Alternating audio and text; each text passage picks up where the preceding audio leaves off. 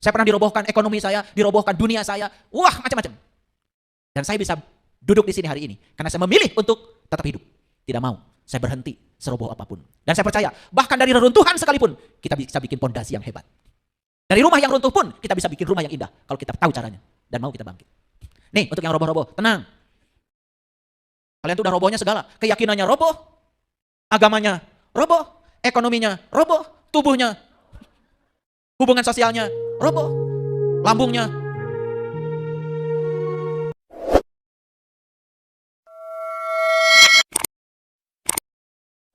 Saya pernah dirobohkan ekonomi saya, dirobohkan dunia saya. Wah, macam-macam.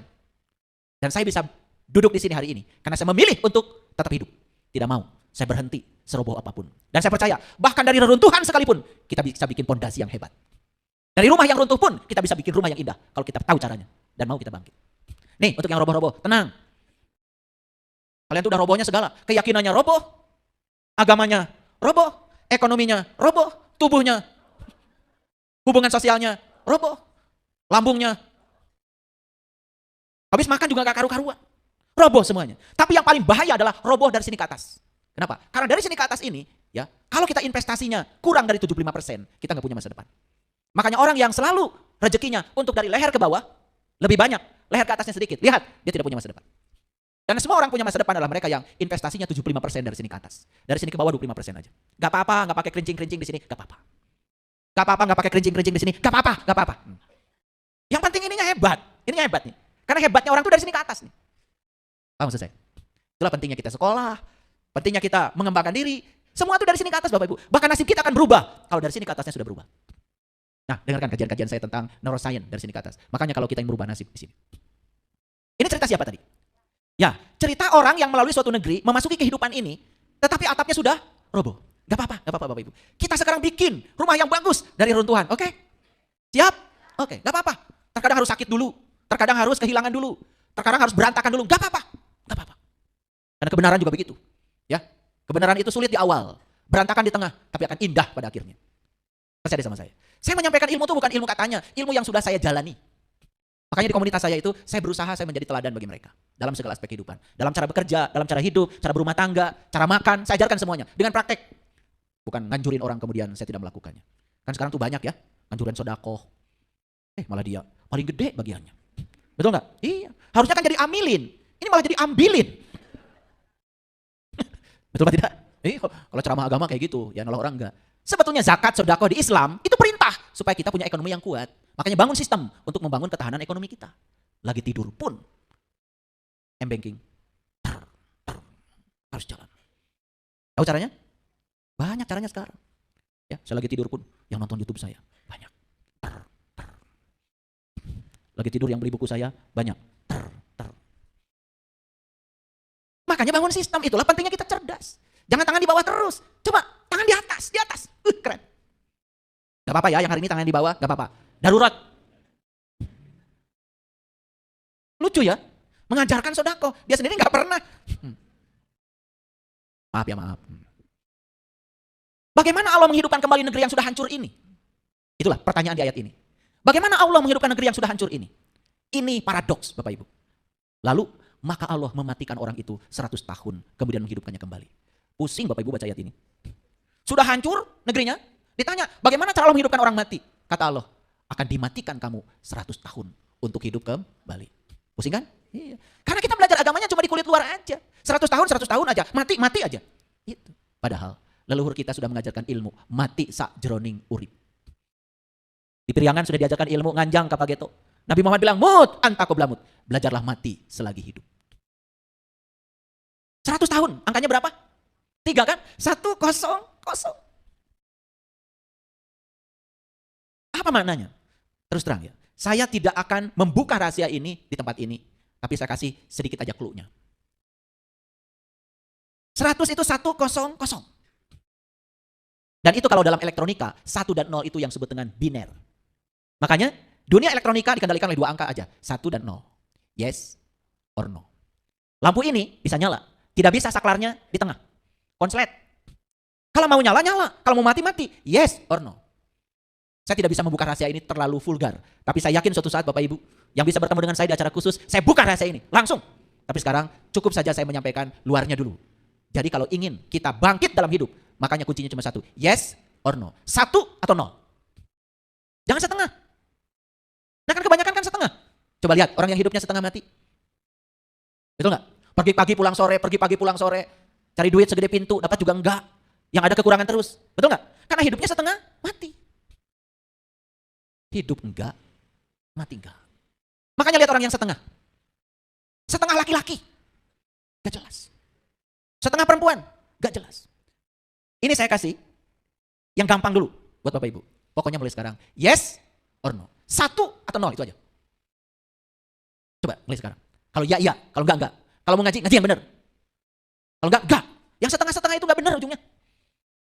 Sibuk aja ngurusi baju. Pakai macam-macam. Sorban. Pakai minyak duyung. Ilmunya enggak ada. Yang disampaikan cuma kata orang, disampaikan lagi. Katanya dikatakan lagi. Beja dibejakeun deui, pak beja-beja. Kalau ditanya lebih dasar lagi bingung. Nah, bisa nangkep? Bagaimana cara Allah menghidupkan negeri yang sudah hancur? Gimana caranya? Matikan orang itu 100 tahun. Itu bahasa simbolik. Saya hanya bisa sampai di situ aja dulu. Kalau saya urai 100, wih, keren. Tapi gak sekarang ya, gak sekarang. Itu aja dulu udah bagus. Ya, lihat 2 angka itu, 1 dan 0. Pokoknya yang paling penting sekarang ibu bapak harus sungguh-sungguh. Mau berkeluarga? Berkeluarga yang benar. Yes.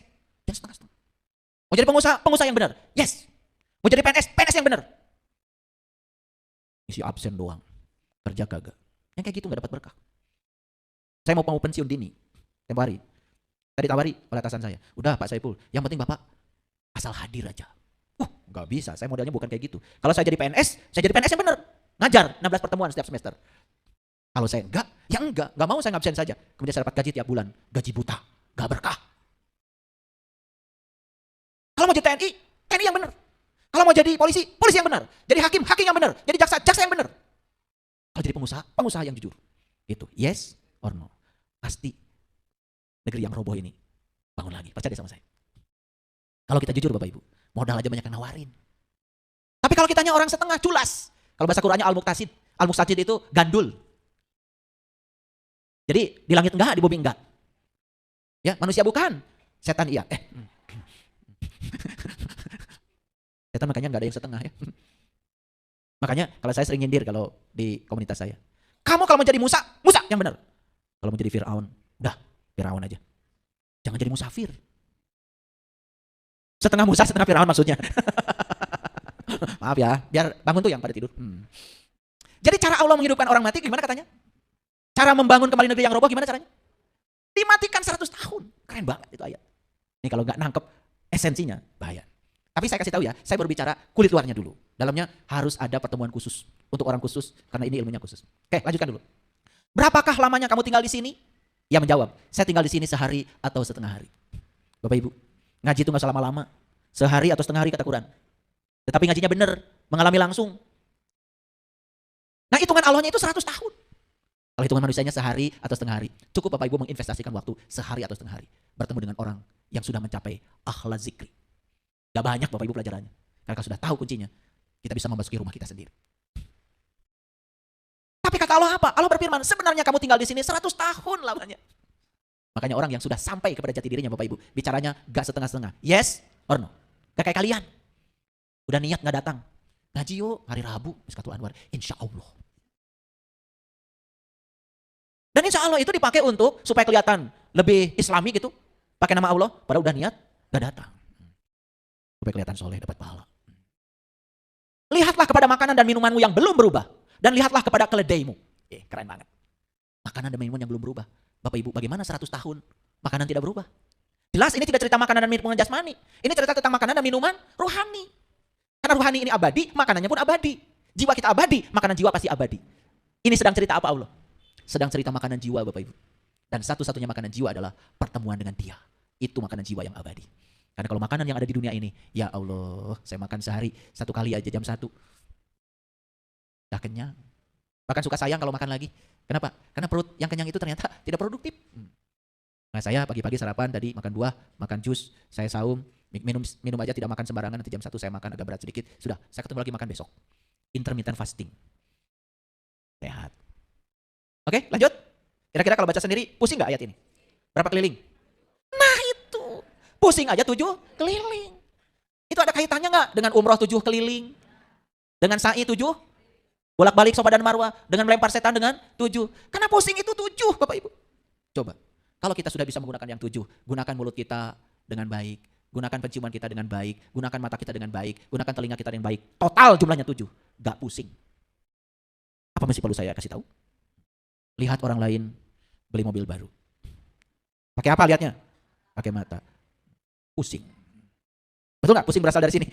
Makanya kalau sudah beres yang 7 ini gak pusing lagi.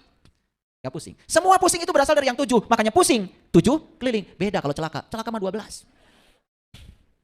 Hati-hati orang tua kalau ngomong hati-hati ya. Karena angka 12 di Quran itu banyak sekali. Makanya ya di Quran itu Nabi Musa memukul batu, terpancar 12 mata air. Hati-hati, 12 itu luar biasa. Karena 12 itu juga hari kelahiran Nabi Muhammad. Makanya 12 Rabiul Awal. 12 itu simbol Bapak Ibu, simbol spiritual Islam. Perhatikan. Asyhadu an la ilaha illallah wa asyhadu anna Muhammadar Rasulullah. Yang disaksikan berapa? 2. Allah dan Rasulnya. Yang menyaksikan siapa? 1. Makanya 1 menyaksikan yang 2. Itu 12. Makanya siapa yang sudah yang 1 menyaksikan 2 Allah dan Rasulnya nyata, senyata-nyatanya. Itulah Rabiul Awal, awal mengenal Rabb. Oh terlalu dalam nih, mundur lagi. Mahal gitu ilmunya. Jadi makanannya masih utuh? Makanan apa ini? Bukan cireng, bukan gehu. No. Ini cerita makanan abadi, cerita makanan yang tidak pernah berubah. Lalu Allah, apa kata Allah? Lihatlah kepada makanan dan minuman yang belum berubah, dan lihatlah kepada keledai kamu. Makanya ini ceritanya Al-Baqarah. Al-Baqarah kan cerita apa? Sapi betina. Itu cerita kendaraan yang kita pakai untuk mengantarkan jiwa kita kepada Allah. Mana kendaraannya? Nih kendaraannya. Perhatikan kamu ke sini. Di sini Allah menyimpan rahasia. Dari ujung rambut sampai ujung kaki. Di situ ada rahasia. Rahasia untuk meniti ke dalam diri. Beruntung mereka yang sudah tahu rahasia itu. Merinding saya kalau dengar. Ternyata tubuh ini diciptakan oleh Allah. Gak sembarangan. Perhatikan Bapak Ibu. Ada yang bisa melihat mata? Ada yang bisa melihat hidung? Ada yang bisa melihat telinga? Ada yang bisa melihat mulut? Punyamu maksud saya. Coba. Yang 7 ini oleh Allah. Sampai dirahasiakan. Kamu aja pemiliknya gak boleh lihat. Allah keren. Ya. Pernah gak mikir kenapa mata taruh di sini? Pasti kalian gak mikir. Boro-boro ya. Mikir duit terus. Dan cicilan. Gak selesai-selesai. Makanya cicilan gak lunas. Betul gak? Duit gak punya. Bahagia nanti kalau punya rumah bagus. Keburu mati. Rumahnya belum bagus. Bodoh banget hidup. Oke lanjut dulu. Ya. Kami akan menjadikan kamu tanda kekuasaan kami bagi manusia. Dan lihatlah kepada tulang belulang keledai itu. Kemudian kami menyusunnya kembali. Kemudian kami membalutnya dengan daging. Ini cerita apa? Ini cerita bahwa jiwa kita yang abadi ini harus diimbangi dengan tubuh yang abadi. Maka tubuh kita akan mengalami siklus. Setelah hancur nanti dibentuk lagi. Setelah hancur dibentuk lagi. Untuk meneruskan proses perjalanan. Keren Al-Quran. Terserah istilahnya mau apa. Saya sebut siklus aja supaya kalian gak alergi. Dan siklus kehidupan itu sudah merupakan hukum alam. Yuk sekarang perhatikan saya. Nih. Saiful Karim, lahir dari ayah ibu saya, ibu bapak saya, itu makan di tempat di mana saya dilahirkan, minum air di tempat di mana saya dilahirkan, betul nggak? Itu air yang diminum ibu bapak saya, sudah berapa tahun itu umurnya? Mungkin air yang pernah masuk di tubuh kakek saya, masuk di tubuh nenek saya, setelah beliau meninggal, yang air kembali ke air, yang tanah kembali ke tanah, yang api kembali ke api, yang udara kembali ke udara, betul nggak? Siklus bukan itu? Nanti saya akan mati, dikubur. Mau matinya dikubur, mau matinya jatuh dari pesawat, mau matinya tenggelam di laut, semua juga kembali ke bumi. Dan setelah kembali ke bumi, diurai menjadi atom-atom lagi. Kemana itu? Bukankah diserap oleh pohon-pohonan? Bukankah jadi makanan lagi? Bukankah makanan itu nanti jadi saripati lagi? Bukankah itu jadi tubuh baru lagi? Paham Bapak Ibu? Gak pernah mikir sampai situ? Udah mikir sekarang aja. Nih lihat Bapak Ibu nanam singkong. Singkong itu kenapa bisa besar? Dia menyerap mineral yang ada di tanah. Betul? Tahu nggak? Itu tanah yang ditanami oleh kita tidak tanami singkong. Berapa tahun umurnya? Berapa banyak makhluk yang mungkin sudah terkubur di situ? Betul nggak? Jadi tubuh kita ini akan terus didaur ulang. Untuk mengimbangi keabadian jiwa. Karena jiwanya terus-menerus melakukan perjalanan. Ini Quran nih yang cerita. Makanya, siklus kehidupan bukan soal keyakinan. Itu sudah menjadi ranahnya saintifik. Coba ya di Fakultas Psikologi. Mereka belajar tentang past life. Past regresi. Ya, kita disuruh untuk melihat masa lalu kita. Bisa? Bisa. Itu di universitas, bukan di musola. Kira-kira kalau Bapak Ibu baca ayat itu sendiri, pusing nggak? Berapa keliling? Nah.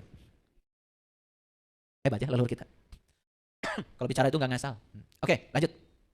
Di surat Al-Kahfi diulang lagi. Dan demikianlah kami bangunkan mereka, agar mereka saling bertanya di antara mereka sendiri. Ini cerita Ashabul Kahfi. Siapa Ashabul Kahfi? Ashabul Kahfi itu adalah orang yang sedang melakukan perjalanan ke dalam gua. Mana guanya? Ya gue, lu. Mau jadi Ashabul Kahfi? Yang melakukan perjalanan ke dalam. Temukan diri sejatimu. Ashabul Kahfi itu bukan sejarah di masa lalu. Saya udah ke Yordan. Sudah lihat yang diklaim sebagai gua Al-Kahfi. Nah, gak ada apa-apa, poek. Padahal di Quran katanya, gua itu banyak mataharinya. Kata Quran gua itu luas tanpa batas. Udah ke sana saya. Tapi kalau Bapak Ibu masuk ke dalam, akan ketemu bintang, ketemu bulan, ketemu matahari, bahkan luasnya tanpa batas. Jadilah Ashabul Kahfi. Keluar dari gua, langsung jadi orang beriman. Gua apa di dunia ini? Orang masuk ke dalam, keluar jadi orang beriman. Masuk pesantren aja belum tentu keluar jadi orang beriman. Tapi masuk gua. Mana gua? Gue. Makanya orang Jakarta tuh keren. Panggil dirinya aja gua. Hebat. Gak panggil anak. Gue. Nah, lihat selanjutnya. Sudah berapa lamakah kamu berada di sini? Mereka menjawab, kita berada di sini sehari atau setengah hari. Itu hitungan manusia. Tuhan kamu lebih mengetahui berapa lamanya kamu berada di sini. Tapi kalau di ayat yang tadi jelas dikatakan, kamu telah mati berapa tahun? 100 tahun. Tapi sudah mati 100 tahun, makanan dan minumannya pun belum lagi berubah. Keren. Ya, Bapak Ibu. Kapanpun Bapak Ibu masuk ke dalam, makanan dan minuman di dalam tidak pernah berubah. Dia kekal abadi. Keren. Nah, Tuhan kamu lebih mengetahui berapa lamanya kau berada di sini. Maka suruhlah salah seorang di antara kamu pergi ke kota dengan membawa uang perakmu. Ini perintah pergi ke kota. Berarti kalau disuruh pergi ke kota, ini yang diperintahkan tinggal di mana? Nah itu. Jadi Bapak Ibu sekarang tinggal di kampung apa di kota? Nah itu makanya jadi kampungan. Dikit-dikit nyalain orang, dikit-dikit ngomongin orang, beda dikit digonggong. Gitu. Makanya suka menggonggong siapa itu? Pura-pura gak tahu. Makanya anjing itu kan bagian yang paling berbahaya di mulutnya. Haram itu, najis. Kenapa? Anjing itu kalau ada yang asing, ada yang beda, tidak dia kenal, pasti menggonggong. Paham ya? Ada yang beda, ada yang tidak dikenali, dianggap asing, baru, nah langsung digonggong. Paham ya? Paham? Ya, siapa yang menggonggong itu? Pura-pura kan. Makanya lihat ya, kita mau maju gimana? Setiap ada hal baru, bukan kita menerima, malah kita menggonggong. Nah di ayat ini dikatakan berulang kali, perhatikan. Dan hendaklah dia lihat manakah makanan yang lebih baik. Ada yang aneh gak Bapak Ibu dari kalimat itu? Dan hendaklah dia lihat manakah makanan yang lebih baik. Ada yang aneh gak di situ? Gak aneh Bu? Kalau saya dengar lihat kalimat itu langsung aneh. Bapak Ibu gak aneh? Apa anehnya? Aduh ini udah roboh ya. Kan makanan biasanya dimakan. Ini makanan malah dilihat. Karena cara makan jasmani dengan cara makan rohani beda Bapak Ibu. Jasmani mah di sini dicocokin, kalau rohani enggak. Itu bedanya. Makanya ada kalimat yang aneh kan, makanan dilihat. Makanya kalau datang ke rumah saya suguhi makanan. Pasti saya bilang, silakan Bapak Ibu, makanannya dilihat. Sesuai Quran surat Al-Kahfi ayat 19. Hebat Quran? Hebat ya? Cuman kita kan sebenarnya gak cermat. Membacanya gak cermat, betul gak? Pengen cepat-cepat selesai, pengen cepat-cepat tamat. Gitu. Makanya one day one juz. 30 hari 30 juz, alhamdulillah. Dengartin naon maksudnya. Akunya aja Quran pedoman. Kalau saya tanya, apa yang bisa kamu pedomani dari Al-Quran? Gak ngerti. Nah, dan hendaklah yang berlaku lemah lembut dan janganlah sekali-kali menceritakan halmu kepada seorang jua pun. Inilah kenapa Imam Syekh Abdul Qadir Zailani menulis kitab Syirul Asrar. Rahasia segala rahasia. Kenapa Bapak Ibu? Ilmu itu tidak semua bisa dibukakan. Kecuali kepada mereka yang berhak untuk menerima. Ini saya bicara ilmu umum nih. Sesuai dengan ayatnya. Makanya saya bicara di publik. Di umum. Tapi kalau ilmu-ilmu khusus tidak bisa Bapak Ibu diceritakan di sini. Setuju? Oke. Pintar ya Bapak Ibu ya. Nah. Kita lihat Quran surat Asy-Syura. Surat ke-42 ayat 13. Dia telah mensyariatkan bagi kamu dari agama yang telah diwasiatkannya kepada Nuh dan telah kami wahyukan kepadamu. Dan apa yang telah kami wasiatkan kepada Ibrahim, Musa, Isa. Ini Mu di sini saat itu jatuh pada Nabi Muhammad. Ya kan? Jadi artinya Allah sedang mengatakan bahwa ajaran yang disampaikan kepada Nabi Nuh, Nabi Ibrahim, Nabi Musa, Nabi Isa itu ajaran yang sama yang disampaikan kepadamu. Gitu. Gak mungkin kan dari Allah yang sama ajarannya berbeda. Nah kenapa jadi berbeda? Nah itu yang harus Bapak Ibu pikirkan PR itu. Gak saya jawab. Lalu apa perintahnya? Tegakkan agama. Dan janganlah kamu berpecah belah di dalam agama itu. Keren gak ayat ini? Keren apa tidak? Ulangi, tegakkan agama dan janganlah kamu berpecah belah di dalam itu. Tetapi sekarang kenapa ya? Malah justru agama ini menjadi pemicu untuk kita gampang dipecah belah. Kenapa malah setelah kita beragama itu malah kita jadi ego, merasa kelompoknya paling benar, kelompok yang lain salah, salaman aja nggak boleh. Lucu. Padahal perintahnya di Quran, tegakkan agama. Dan janganlah kamu berpecah belah di dalam agama itu. Harusnya agama itu menjadi pemersatu. Ini renungan buat semua nih, buat para ulama, para kiai, tokoh agama. Mari kita renungkan, kenapa agama malah justru jadi pemicu untuk terjadinya pecah belah. Mohon maaf, terus terang ya, saya merasa prihatin. Masih ada sekelompok orang tertentu yang menyerang keyakinan orang lain. Agama itu jalan buat pribadi masing-masing, Bapak Ibu.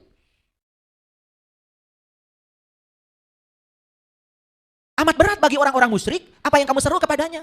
Nah ini tambah dalam lagi nih ayat. Siapa orang musyrik? Musyrik itu orangnya sifatnya syirik. Syirik itu menduakan Tuhan. Gara-gara apa? Gara-gara belum tahu dan kenal kepada Tuhan. Makanya ketika seseorang yang sudah bebas dari syirik, dia menyeru Tuhannya, orang-orang yang belum ke sana pasti merasa berat. Seperti yang saya sampaikan tadi. Tentang orang khusyuk masih ingat? Ternyata mengingat Allah pun menjadi berat bagi yang belum tahu. Betul? Iya. Nah, kemudian Allah menarik kepadanya orang-orang yang dikehendakinya dan memberi petunjuk pada orang-orang yang kembali kepadanya. Bapak Ibu, ayat ini memberikan satu motivasi buat kita. Kalau kita mau kepadanya, Allah akan menariknya. Makanya ada kata-kata bijak. Kalau kamu datang kepada Allah satu jengkal, Allah mendatanginya satu depa. Kalau kamu datang kepada Allah berjalan, Allah akan menyambutmu dengan cara berlari. Keren Allah. Tapi mau gak kamu? Ayo, kembali ke frekuensi alami kita. Kembali ke frekuensi alami kita, berarti kita kembali kepada Allah. Kapan? Sekarang. Kembali kepada Allah tuh sekarang. Sekarang. Bapak Ibu, jika hari ini sudah menanam, jangan marah karena besok belum panen. Ada nggak? Hari ini nanam jagung, besok langsung mau panen jagung. Ada nggak gitu? Ada apa tidak? Jadi apa yang harus dilakukan? Rawat tanamanmu, siram dengan cinta, ajak bicara. Tidak ada yang instan artinya dalam hidup ini Bapak Ibu. Ya, yuk sekarang mulai hari ini kita mulai menanam. Apa yang kita tanam? Kejujuran aja dulu. Ternyata saya tidak tahu. Dan sekarang saya tahu kalau saya tidak tahu. Tanam kejujuran itu. Rawat, siram. Pasti suatu saat akan panen Bapak Ibu. Saya merawat kejujuran itu sejak dari kecil. Jujur pada diri sendiri terutama. Ya, kalau kita sudah jujur pada diri sendiri, kita juga akan jujur kepada orang lain. Maka saya bicara ya sejujurnya, apa adanya. Dan saya tidak bisa harus menjadi seperti kebanyakan orang. Karena saya tidak sama dengan mereka. Semesta hanya akan memberi yang kita pancarkan. Lewat apa? Lewat pikiran, lewat perasaan, lewat tindakan. Yang kemudian kita akan menjadi medan magnet yang bisa menarik semua yang kita inginkan. Bukankah itu yang Bapak Ibu mau? Sudah dikasih alatnya oleh Allah, pikiran dan perasaan. Keren. Tantangan tidak memilih jiwa yang lemah, melainkan hanya memilih jiwa-jiwa yang kuat. Jadi kalau dalam hidup kita banyak tantangan, berarti kita memang dipilih sebagai jiwa yang kuat. Jiwa yang lemah tidak akan dihadapkan pada tantangan.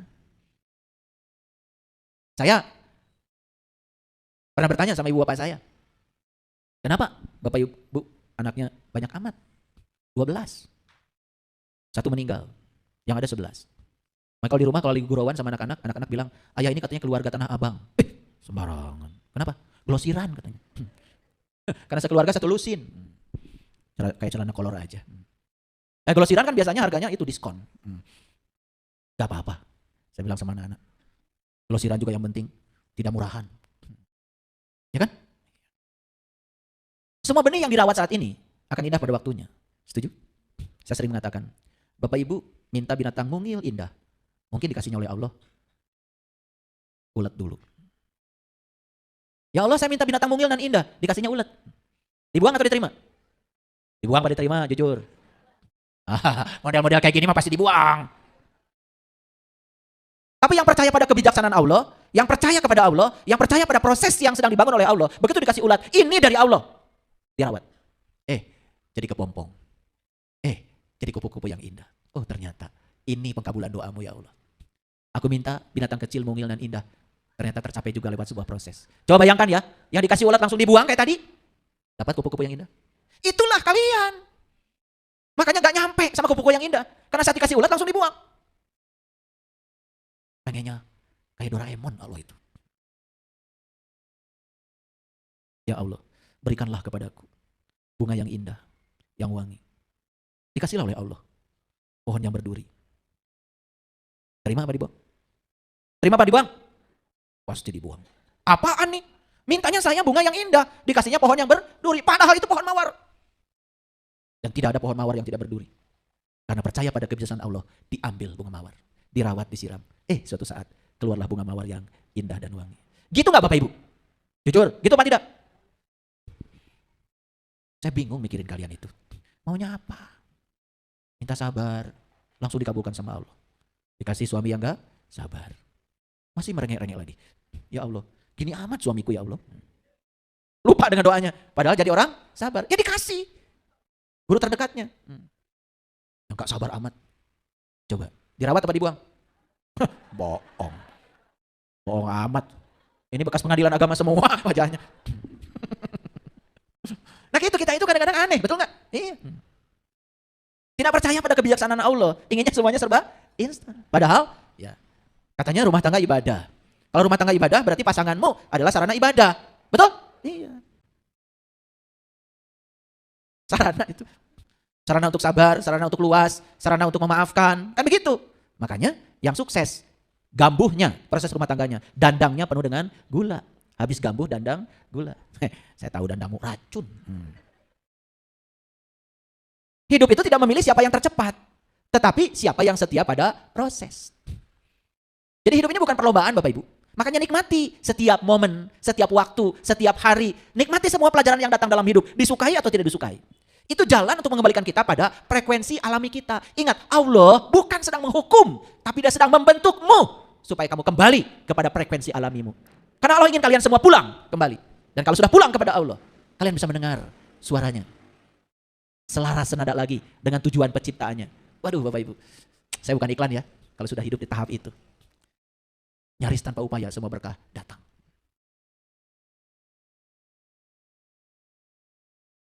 Saya baru bicara, pasta gigi di rumah, habis aja.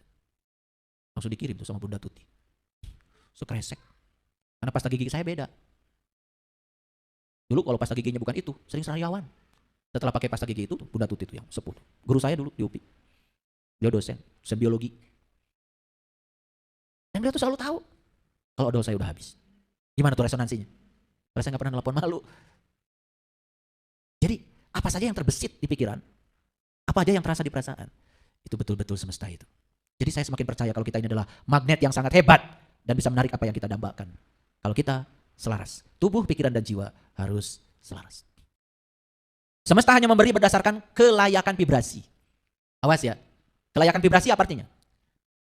Allah itu tidak mengerti bahasa kita yang dilontarkan lewat mulut. Yang dimengerti oleh Allah itu adalah bahasa getaran, bahasa rasa, bahasa frekuensi, bahasa vibrasi. Makanya, kenapa ada orang yang bisa kun fayakun dalam hidupnya? Karena selaras.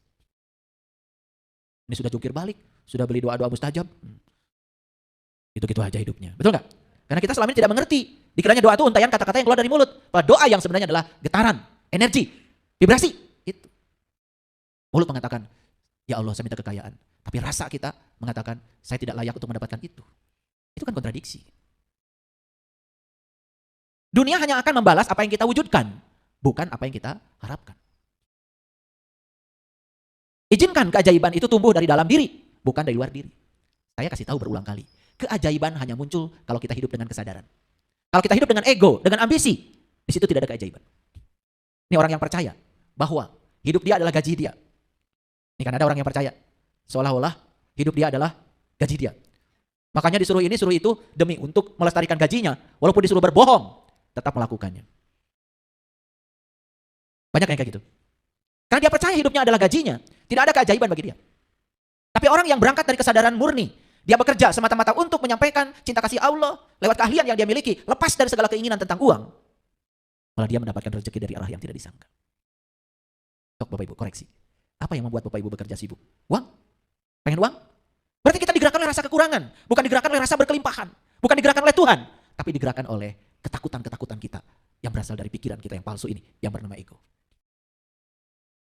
Akhirnya kita salah kaprah ya. Belajar ngaji, bukan belajar berserah diri kepada Allah, malah belajar untuk mengatur Allah agar Allah ngikutin keinginan-keinginan kita. Baca ini 100 kali, baca ini 1000 kali, baca ini 5000 kali. Biar Allah tunduk sama kamu. Allah juga sering bingung. Yang Tuhan itu kamu apa gue, kata Allah. Gak bingung Allah itu? Kita dengar doa-doa kamu. Doa yang ngatur-ngatur Allah itu. Kata Allah nih, yang Tuhan siapa? Oh yang kuasa kamu, ngatur-ngatur aku. Betul nggak? Seperti yang maha tahu itu siapa? Bapak Ibu maha tahu atau so tahu?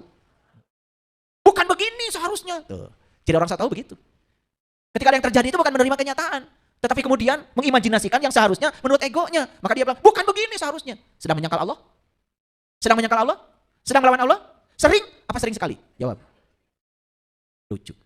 Ngakunya muslim. Tapi tidak pernah berserah diri kepada Tuhan. Malah Tuhan disuruh berserah diri pada keinginan-keinginan. Syukur dari kedalaman, sadar bahwa semua kejadian yang hadir memiliki makna dan alasan. Itulah syukur yang sebenarnya Bapak Ibu. Jadi syukur itu ya, apapun yang terjadi, kita tahu. Di balik semua itu ada makna dan alasan terjadinya. Dan kita tidak menyangkal pada semua itu. Makanya orang yang sudah bersyukur tidak pernah bertanya mengapa ini terjadi. Tetapi selalu pertanyaannya, ajarkan Tuhan. Pesan apa yang hendak Engkau sampaikan lewat kejadian ini. Itu Bapak Ibu? Itu apa tidak? Malah saya nanya. Makanya rasa syukur itu adalah alat yang dapat mengubah kualitas energi diri. Nah, ini juga dalam rangka mengembalikan frekuensi kita ke frekuensi alami diri kita. Syukur itu melipat gandakan segalanya. Syukur itu menerima segala sesuatu tanpa syarat. Karena percaya di balik semua peristiwa ada alasan terjadinya. Dan percaya kepada kebijaksanaan ilahi. Sudah sampai di situ gak Bapak Ibu? Praktek kehidupannya. Belum? Mau sampai kapan? Umur udah berapa? Oh Yesus ya loba. Ketenangan didapat dari keberanian untuk keluar dari zona nyaman. Nah kebanyakan kita ingin di zona nyaman. Hari gitu tak gitu. Padahal ya keyakinan, perhatikan, yang tidak pernah diragukan itu adalah fanatisme yang dibungkus dengan kepastian palsu. Seolah-olah kita sudah di zona nyaman. Padahal zona itu sebetulnya zona yang tidak nyaman. Cuma kita berpura-pura nyaman karena kita nggak mau keluar dari zona nyaman itu. Itulah pentingnya hijrah Bapak Ibu. Membuka diri untuk segala pengalaman baru. Belajar hal baru, mencoba cara pandang yang baru. Karena ketika kita mengubah perspektif terhadap dunia, maka dunia akan berubah. Hebat ya, ternyata cara mengubah dunia itu bukan dengan cara mengubahnya keluar, tapi mengubah perspektif kita terhadap dunia. Dunia jadi berubah. Banyak ya, bagaimana cara mengubah pasangan? Ubah perspektifmu terhadap pasangan. Siapa pasangan itu? Terserah kita, mau dipandang siapa pasangan? Sekedar pendamping hidup? Sekedar untuk memenuhi kebutuhan uang? Sekedar untuk memenuhi kebutuhan seks? Cuma itu? Tergantung perspektif kita.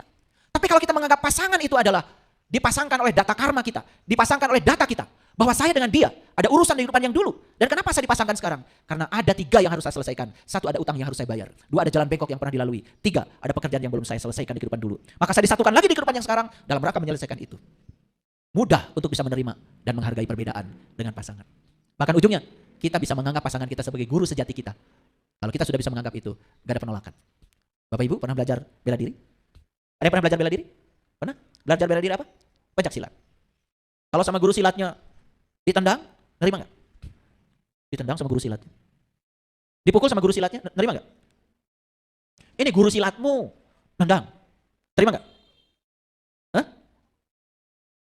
Gak ngerti kalian itu. Yang namanya guru bela diri, karate, tinju, silat, ya siap untuk diperlakukan apapun sama guru supaya kuat. Sekarang saya ingin tanya, kalau sama guru karate ditendang, nerima? Kenapa nerima? Kan guru. Coba ditendang sama tetangga. Nolak gak? Nah sekarang saya mau nanya sama kalian, jujur. Apa bedanya guru karate dengan tetangga? Kan sama-sama nendang. Yang satu marah, yang satu nerima. Bedanya apa? Yang ini orang lain, yang ini guru. Paham? Jadi kalau diomelin sama tetangga, marah gak? Diomelin pasangan. Kalau kamu marah, berarti kamu menganggap pasanganmu adalah tetangga. Gitu aja kok. Begitu diubah sudut pandangnya, sikap kita berubah? Berubah. Oh, pasangan saya adalah guru saya. Jadi dia apa-apapun ikut guru. Dia tidak sedang menghukum saya, tapi dia sedang membentuk saya. Karena seorang guru tidak pernah menghukum, tapi membentuk. Seorang guru ingin anak muridnya kuat, betul? Makanya, karena dia sedang latihan bela diri, ya udah suruh lari, ditendang, dia apa?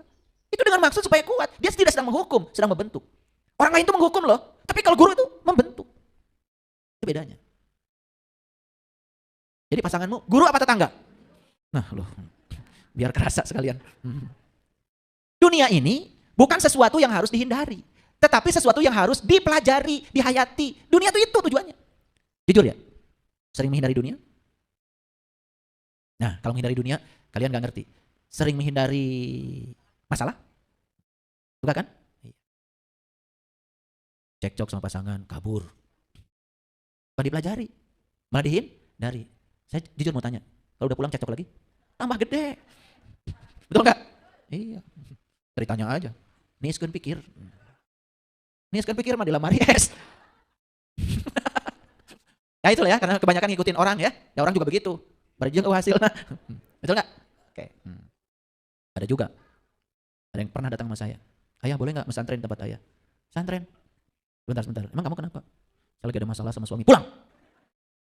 Suruh pulang aja. Mau pesantren karena ada masalah. Bukan pengen tahu, bukan mau berubah. Ya, iya. Nanti kamu di pesantren bikin masalah baru lagi. Itu kadang-kadang kita senang ya melakukan pelarian-pelarian seperti itu. Gak ada hasilnya Bapak Ibu. Apapun yang tidak disukai, hadapi. Suatu saat tidak akan datang lagi kalau kita udah menerimanya dengan tulus. Tapi apapun yang tidak disukai dihindari, akan datang berulang-ulang. Berulang-ulang. Ya? Oke. Oleh karena itu, tugas kita hari ini apa? Hidup itu harus punya tujuan. Hidup itu memiliki alasan yang kuat. Bahkan untuk bangun pagi sekalipun punya alasan yang kuat. Saya bangun pagi tadi udah punya alasan. Hari ini saya akan berbagi insight. Saya akan berbagi pengalaman. Biar lebih banyak lagi orang yang tersadarkan. Makanya bangun paginya penuh semangat. Pagi-pagi saya udah olahraga. 7 kilo lari. Sarapan yang enak. Yang sehat. Karena hari ini saya akan bertemu orang-orang yang sefrekuensi dengan saya. Hari ini saya akan bertemu dengan orang-orang yang membahagiakan saya. Jadi ada alasan setiap bangun pagi itu. Makanya itu pentingnya menetapkan tujuan. Lakukan langkah-langkah kecil secara konsisten. Ya, keajaiban itu tidak mesti kita mengalami peristiwa-peristiwa besar. Terkadang keajaiban justru datang dari peristiwa-peristiwa kecil yang disadari. Itu yang paling penting. Hidup bukan sekedar lebih baik, tapi hidup itu lebih sadar, lebih hadir. Itu yang penting. Jadikan setiap langkah menuju arah yang benar. Jangan ada langkah yang menjauhkan kita dari tujuan kita. Setiap langkah ada arahnya, ada arahnya. Melakukan apapun ada arahnya. Dalam rangka apa ini? Kalau tidak ada tujuan, setiap langkah jadi kacau balau, gak maju-maju. Makanya hiduplah dengan arah. Belajar membedakan mana yang penting, mana yang bising. Belajar itu. Nah ini semua yang saya sampaikan itu dalam rangka mengembalikan kita ke frekuensi alami diri kita. Belajar berkata tidak pada hal yang tidak selaras. Belajar berkata ya pada hidup yang selaras. Sesekali harus belajar begitu. Makanya saya sering berulang kali mengatakan, 5 hal yang tidak boleh hilang dari diri kita. Harga diri, kesehatan, mimpi diri, moralitas diri, dan yang terakhir kebahagiaan diri. Itu milik kita. Tidak boleh digadaikan pada siapapun. Jadi, ya, itu bukan ego, bukan egois. Ada tawaran proyek besar, tapi saat itu saat istirahat. Istirahat aja. Percaya, gak akan kemana kalau rezeki. Tapi demi untuk proyek yang besar itu, kemudian kita menjual kesehatan, menjual harga diri, bahkan diajak kokalingkong korupsi pun mau. Itu gak punya arah hidup. Ingat ya, arah yang sebenarnya dari hidup, kembali kepada yang Maha Suci. Dan untuk kembali kepada yang Maha Suci syaratnya cuma satu. Kamu harus dalam keadaan suci. La yamassuhu illal mutahharun. Dia tidak menerima yang kotor. Dan untuk suci gak usah nunggu besok. Saat ini. Lepaskan penilaian, lepaskan penghakiman, lepaskan segala dualitas. Nabi Musa ketika dipanggil oleh Allah memasuki rumah Allah, Al-Muqaddas itu, syaratnya cuma satu. Lepaskan kedua terompahmu Musa. Hanya itu diperintahkan Allah untuk memasuki rumah yang suci. Disuruh melepaskan kedua terompah. Tahu terompah? Kiri kanan, benar salah, baik buruk, senang tidak senang. Lepaskan itu. Begitu kita melepaskan dari segala dualitas, kita bisa menerima semua hal apa adanya. Saat itu kita mencapai kesucian. Seperti Tuhan menerima semuanya tanpa syarat. Jadi tugas kita saat ini apa? Menjadi orang yang lebih sadar, lebih kuat, lebih utuh. Gimana cara belajarnya? Sederhana Bapak Ibu. Selalu hadir di sini, saat ini, sekarang. Coba banyak melakukan tindakan yang memfokuskan kesadaran kita pada nafas. Nafas itu gak sembarang loh kalau disadari. Saya kalau duduk seperti ini, saya tidak mau meluangkan waktu saya untuk hal yang tidak berguna. Ketika napas masuk, saya izinkan. Bahkan saya imajinasikan napas masuk itu membawa energi cinta. Ketika dia tinggal, saya hati-hati. Tidak mau ketika napas sedang tinggal di dalam, kemudian saya mencipta sesuatu yang buruk. Karena sedang direkam oleh napas saya. Saya nggak mau. Ketika napas keluar, saya lepaskan. Seperti saya melepaskan apapun dalam hidup. Dan ketika napas keluar, kadang-kadang saya sadari dia sedang membawa segala yang tidak baik yang ada di pikiran saya. Sehingga pikiran lebih jernih. Silakan, itu kan imajinasi. Itu adalah kreativitas. Bahkan minum pun, ketika minum, bilang sama air, kamu adalah sumber kebahagiaan bagi saya. Setiap tetesmu adalah sarana hidup bagi saya. Saya izinkan sekarang kamu masuk ke dalam tubuh saya, membereskan semua ketidakberesan dalam tubuh saya, menjadi penyembuh bagi tubuh saya. Minum. Ketika minum, rasakan setiap tetesnya. Kita minum aja tidak sadar. Minum aja. Coba, semua yang masuk ke dalam diri kita itu sadari. Yang paling pokok adalah menyadari nafas. Bayangkan, orang bernapas biasa tanpa ritme bisa menciptakan segala peradaban di bumi ini. Kebayang gak? kalau orang bisa bernapas dengan teratur? Coba Bapak Ibu rasakan. Ketika Bapak Ibu marah, napasnya jadi tidak teratur, pendek, jantung berdebar-debar, betul? Perasaan jadi tidak enak, pikiran jadi kacau. Coba, begitu kita tarik napas pelan. Napas itu bukan fenomena biologis, tapi napas itu adalah upacara sakralnya alam. Upaya sakralnya alam. Kenapa? Subhanallah. Napas itu adalah daya kehidupan kita yang luar biasa. Yang nyaris tanpa kita sadari selama ini. Siap kembali ke frekuensi? Yuk, kembali ke frekuensi alami. Segala peristiwa-peristiwa yang tidak enak dalam hidup kita saat ini, itu adalah panggilan pulang. Supaya kita kembali ke frekuensi alami kita. Hiduplah selaras dengan kehendak semesta. Terima kasih. Assalamualaikum warahmatullahi wabarakatuh.